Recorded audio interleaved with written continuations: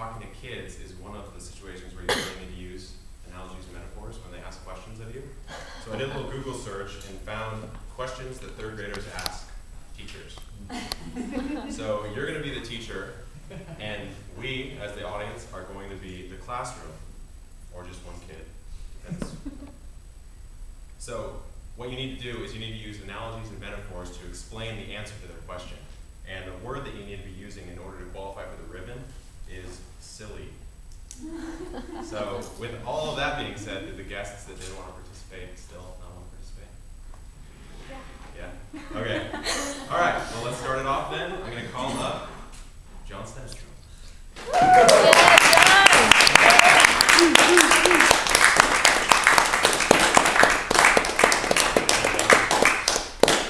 You need to answer the question, why do we have eyebrows? Well, Benny, or whoever you are as a little kid, the scientific answer to why we have eyebrows. It's a very silly thing nature did for us, but basically, think of it like big rain gutters that you put onto your face. And when getting all hot and sweaty, catches and diverts the water around.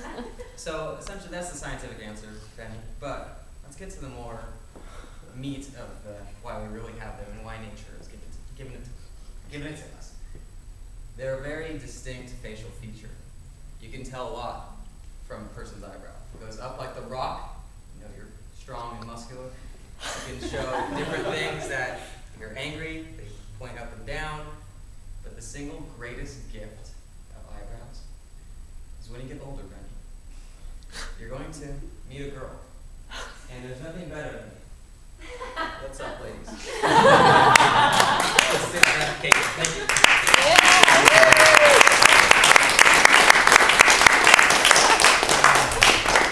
Thank you, John. Welcome back.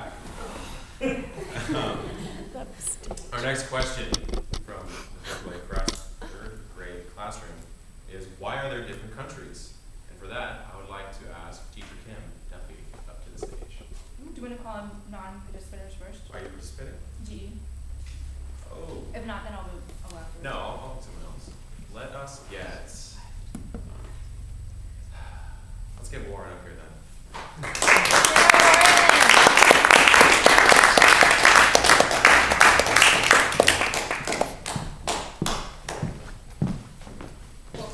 Why are there countries? I think the main reason that we have different countries is that to differentiate ourselves between our different cultures. There are many different people across the entire world, and a lot of different countries speak different languages, and they have different food, or they have different customs. And countries give us a way to create an identity. So when you think about it, countries really are a very silly thing. They allow us to create an identity and to take pride in who we are. And I think that it's a great question. Different countries. And that's the best answer.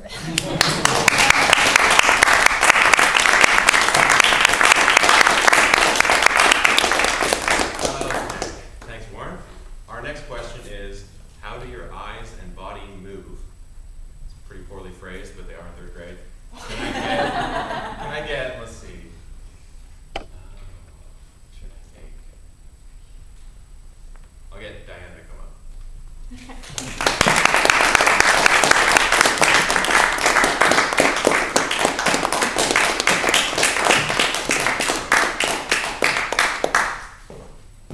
How do our eyes and body move?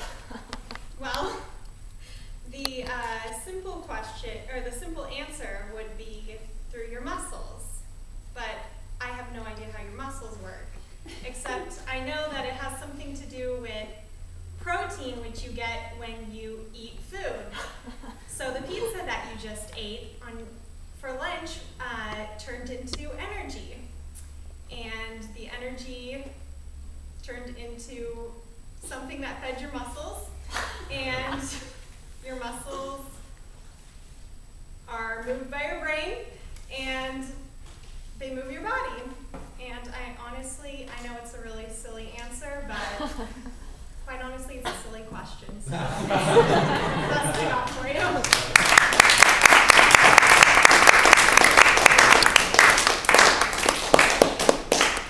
Thank you, Diana. Do I have time for a couple more, Dennis? Sure.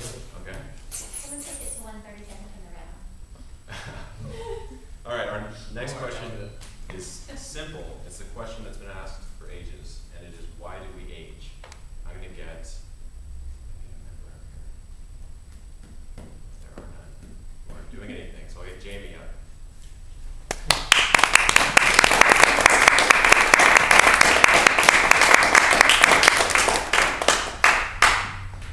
So your question is, why do we age? And like any of your questions, there's no silly questions here, so I'm glad you asked. Aging has been a question that's been asked for centuries, and you know, I don't think there's any one perfect answer as to why we do age. If you want to know my opinion, I think it's because, you know, over time, there's only room on this planet for young, attractive, good-looking, and energetic individuals. And over time, if you have too many young, strapping young ladies and gentlemen like yourself here, kids, it's going to create a big problem. And when you age, the nice thing is that you don't have to worry about the competition of looking beautiful or whatever it might be. The beauty is in your age, and I don't think it's anything that you ought to be afraid of, but I certainly think that it's something that you can consider, and I definitely think that was a good question.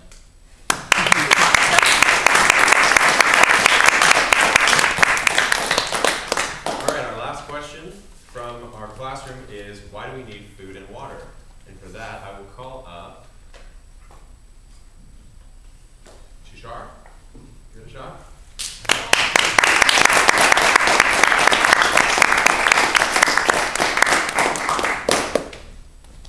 So your question is, why do we need food and water? Food and water both are necessities of life. Food, water, shelter. We say that. Do you remember we have learned this earlier in the last semester? That shelter is very important. So forget shelter. We are here concentrating on food and water. That's why it is very important. You need food to get. You need food so that you can grow big, strong, and you can play and you can do everything you want to do. And you need water because your body is 70% water. So this is how it works, and you need to I wouldn't really say this is a silly question because I taught you this earlier, last time, and still you have questions, so I'm really, thanks a lot.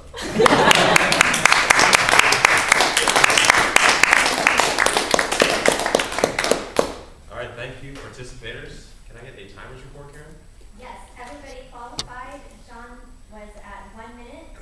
Warren was at 46 seconds. Diana, 51 seconds.